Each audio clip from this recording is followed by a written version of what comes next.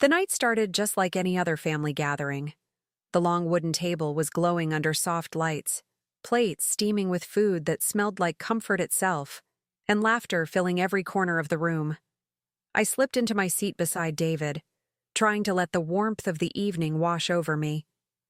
For a while, it felt safe, steady, almost like life was exactly how I wanted it to be. David leaned back in his chair, looking far too at ease, tossing out jokes that made everyone chuckle. He broke bread, raised his glass, and carried himself like a man with nothing to hide. I smiled when I had to, but my eyes wandered. I've always been the one who notices the little things, the nervous hand, the quick glance, the words people don't say out loud. It's a habit I can't unlearn. And then, just as the room buzzed with chatter and clinking glasses, it happened.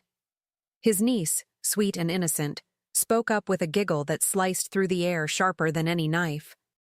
I swear the sound of her tiny voice turned the whole room into silence, and in that instant, my world tilted in a way I didn't see coming. "Uncle David, I think your new girlfriend is prettier than Aunt Karen," she said, giggling as if it were the funniest joke in the world. My fork stopped halfway to my mouth, suspended in the air. The sound of clinking silverware died instantly, and all I could hear was the pounding of my own heartbeat. My smile stayed frozen, but my stomach lurched like the floor had just given way beneath me. I forced my voice to sound calm, light even, though I could feel the heat rising to my face. "Sweetheart, what do you mean by new girlfriend?"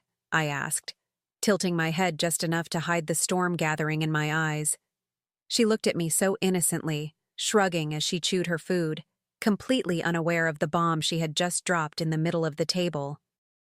"The lady you took me to the park with last week," she said between bites. "You told me not to tell Aunt Karen." And just like that, I felt every gaze shift to me, then to David. My hands tightened around the fork, and when I finally looked up at him, his face was pale, his charm stripped away. That was the moment I knew I wasn't imagining things anymore. David's eyes darted around the table, looking for a lifeline, but no one spoke. His parents stared down at their plates, his sister's fork rested midair, and the silence grew heavier with every second. I kept my smile, though it felt stitched onto my face, fragile and forced. Inside, my chest burned. I wanted to scream, but instead, I let the silence do the work. It was louder than any words I could have thrown at him.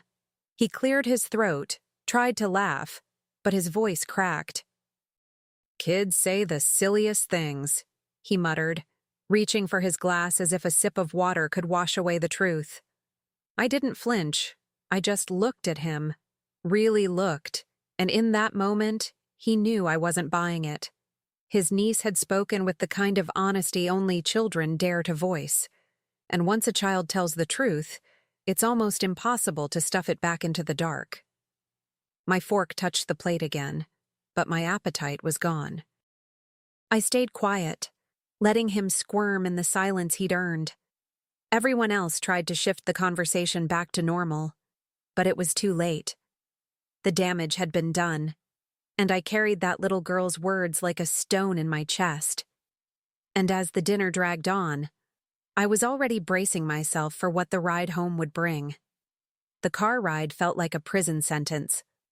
The hum of the tires on the road was the only sound filling the silence, and even that felt suffocating. I stared out the window, my reflection in the glass looking like a stranger. Eyes hard, lips pressed tight, jaw clenched to keep from exploding.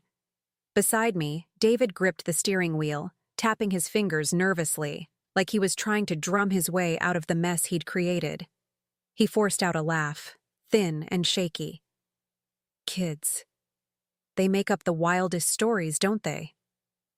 His voice hung in the air, desperate for me to catch it, to play along, to let him off the hook.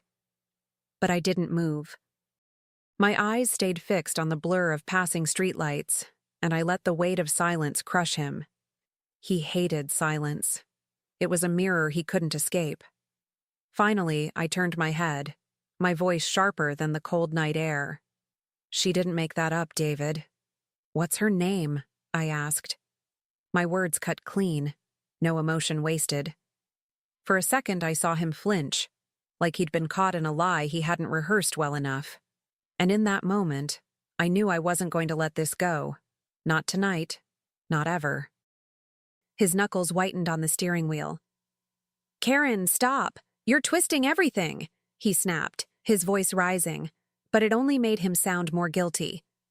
I turned toward him fully now, my face calm, my tone colder than I'd ever heard myself speak. No, you twisted our marriage.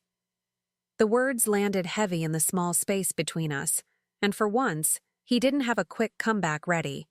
He opened his mouth, then shut it, struggling to find footing. I could almost see the panic swirling behind his eyes, the fear that the truth had finally caught up with him.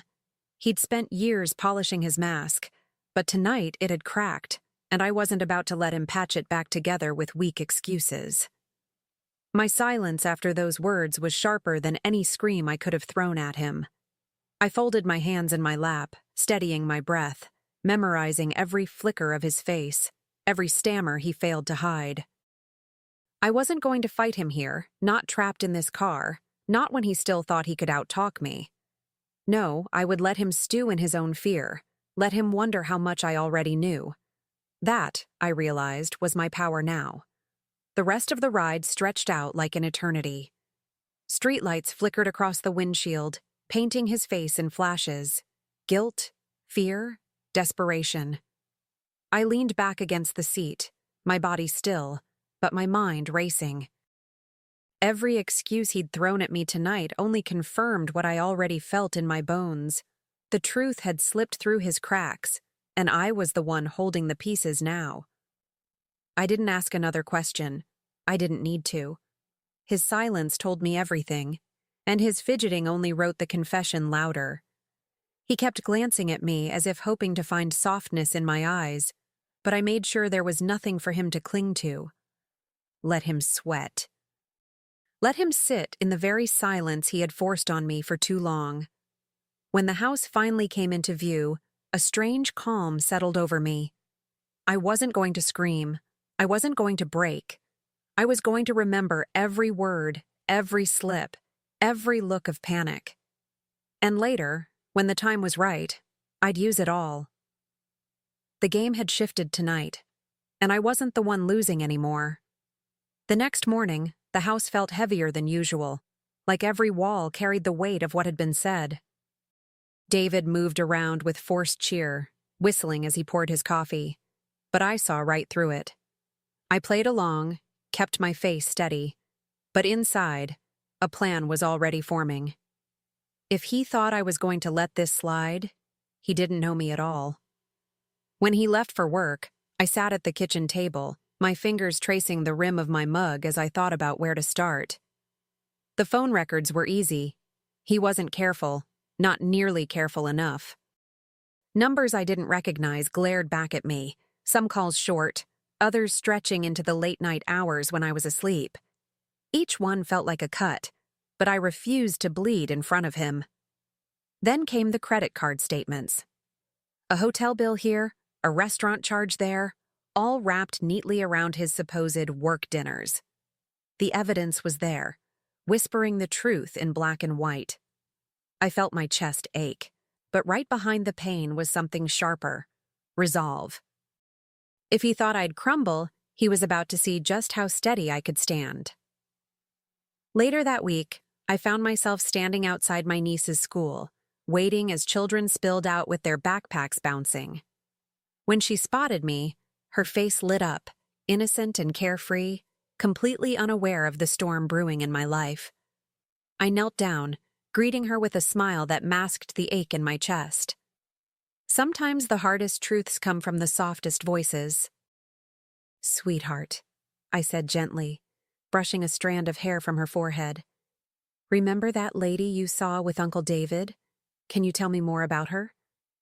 She blinked, thought for a moment, and then answered with the kind of honesty only a child can give. "She had red hair.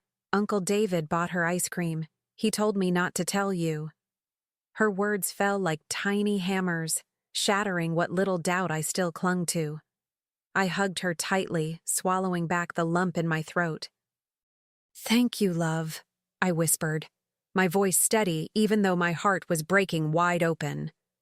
As she skipped away, I stayed frozen on the sidewalk, replaying every detail. Red hair, ice cream, secrets whispered into small ears. My husband had crossed a line I couldn't ignore, and now I had proof to follow him right to the edge of it.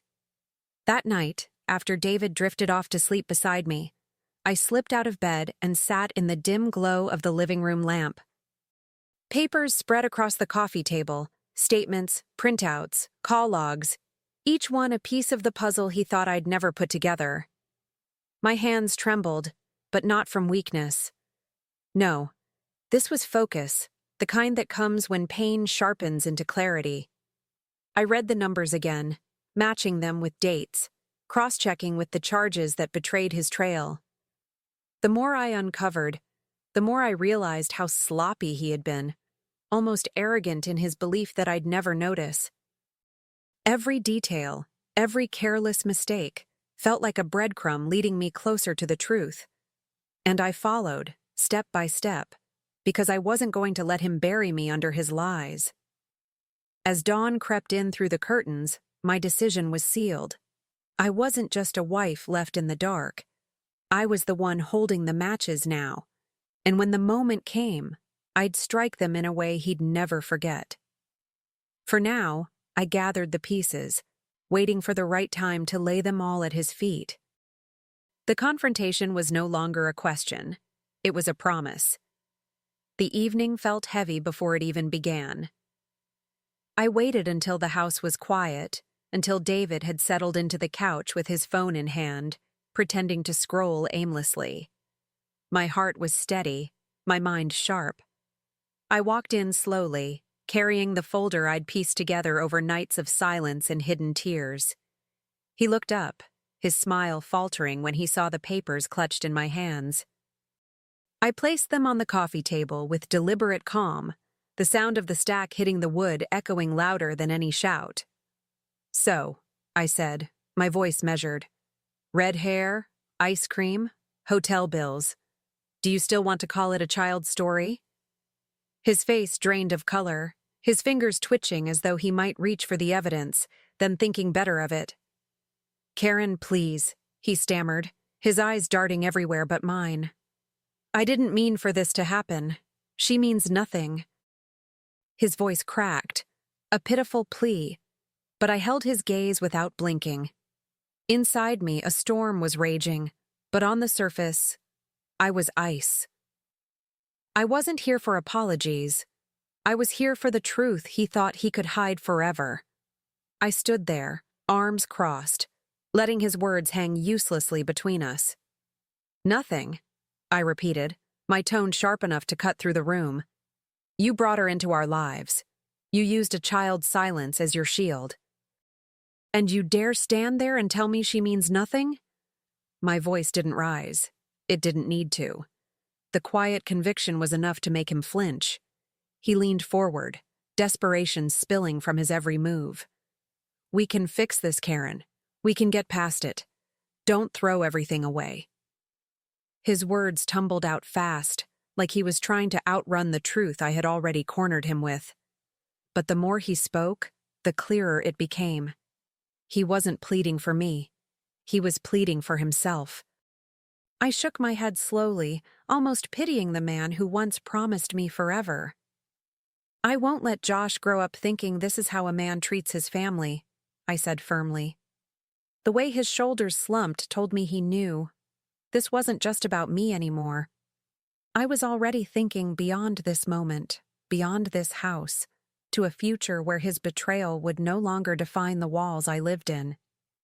His voice broke as he reached for me, hands trembling like he could somehow hold on to what was already gone. "Don't do this. Please, we can fix it."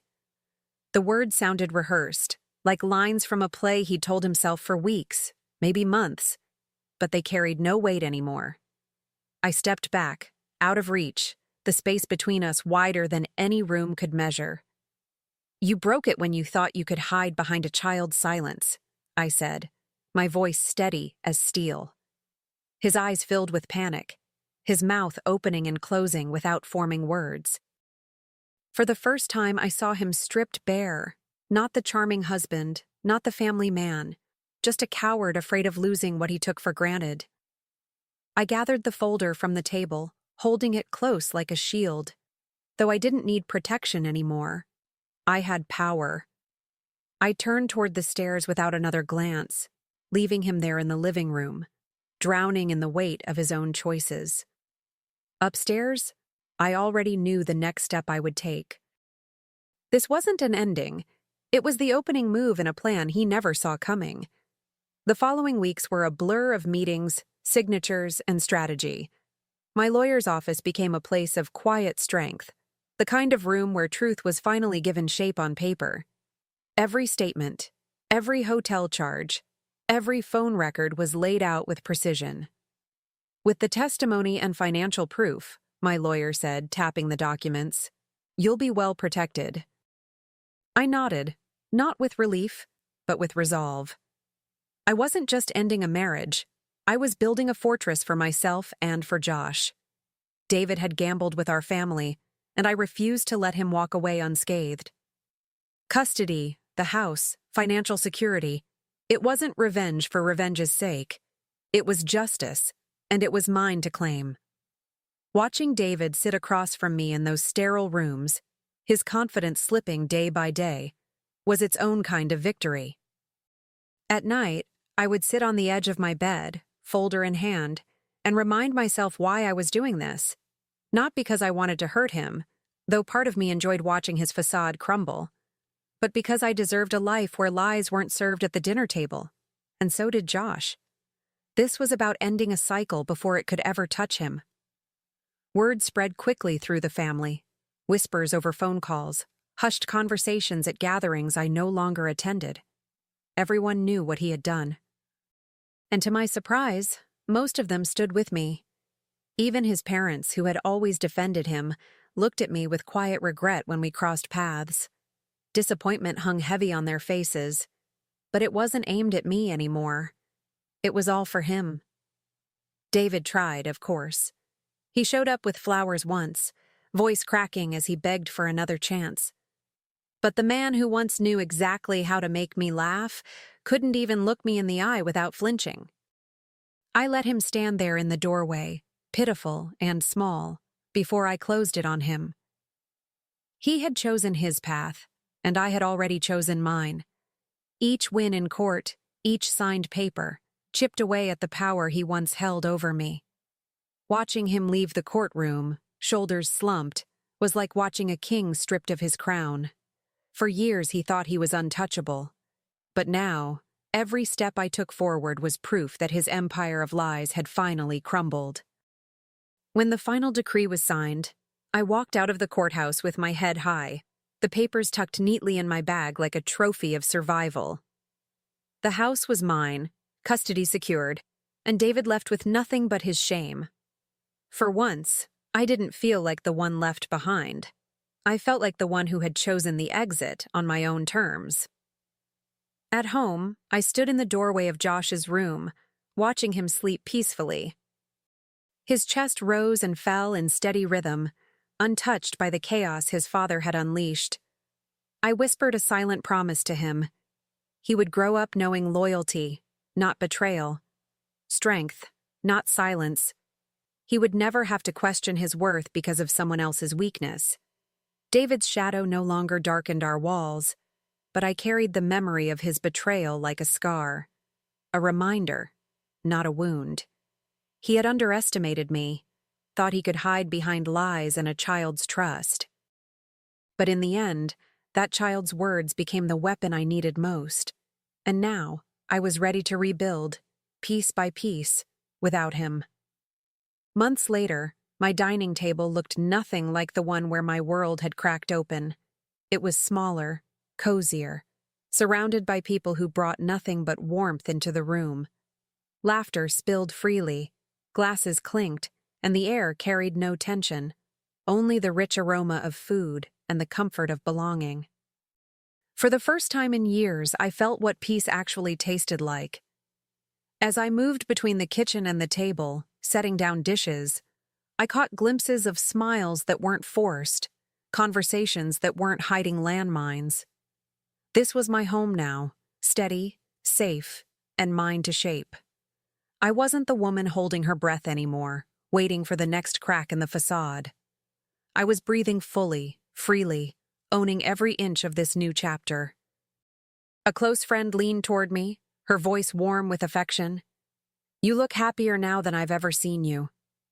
I met her eyes, my lips curving into a smile that came from someplace real. Raising my glass, I felt the weight of the past fall away. "Because," I said softly, "I finally stopped dining with lies." Across town, I knew David was a shell of the man he once pretended to be. His so-called new girlfriend had vanished the moment money got tight, leaving him alone with nothing but whispers of his mistakes. Even his niece, the same little girl who had spoken the truth that night, now avoided him, her once innocent trust replaced with quiet shame. The weight of his choices had finally caught up, and this time, there was no one left to shield him. I didn't need to see him to know. The family that once gathered around him no longer looked his way.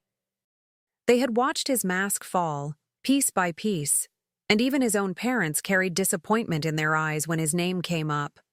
It was the kind of punishment he never expected, one that lingered long after I'd walked away. Meanwhile, I sat at my table, surrounded by love, not secrets. My laughter blended with those I cherished, not forced, not borrowed, but real. I realized then that freedom wasn't just leaving him, it was reclaiming myself. Every choice I made after that night at the dinner table was a step into the life I deserved, and I wasn't about to give any of it back. As the night wound down, I found myself holding my glass a little longer, the soft glow of the candles reflecting in the rim. I clinked it gently against the glasses of my friends and family, the sound ringing like a quiet anthem of survival. In that simple moment, I felt the fullness of my own strength, how far I had come from the woman frozen at a dinner table, fork suspended in midair. I leaned back in my chair, watching the faces around me, faces that carried no deceit, only love. My chest filled with a kind of ease I hadn't known in years. I whispered to myself, barely audible, but certain enough to carve itself into my bones. He thought a child's words would stay hidden, but they set me free. The words felt like a seal on everything I had fought for. And with that, I allowed myself to exhale, truly exhale, as though the air in my lungs finally belonged to me again. I wasn't just surviving anymore. I was living, with dignity, with freedom, and with the quiet, unshakable knowledge that I had turned betrayal into my liberation. The past was behind me, and the table I sat at now was mine to fill with truth.